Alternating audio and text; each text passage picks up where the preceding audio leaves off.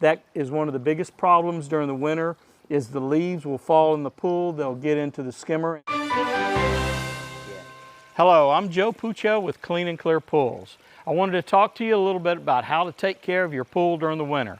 I know during the winter you don't come out to your backyard and swim very much unless you have a spa. So these are the things you need to take care of. One, you need to make sure that you're skimming your pool. You don't want your filters to be clogged, so you want to catch all the leaves that are falling.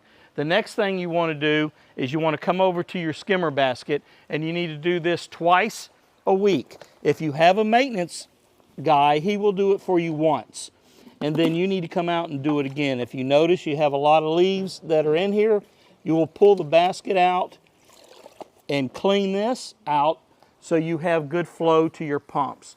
That is one of the biggest problems during the winter, is the leaves will fall in the pool, they'll get into the skimmer, and it doesn't allow your pump to circulate.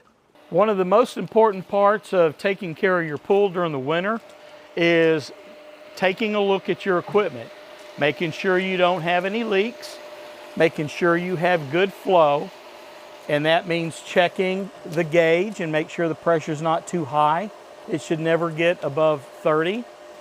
Also, with the DE filter, you want to backwash about every 10 days, once about every 10 days.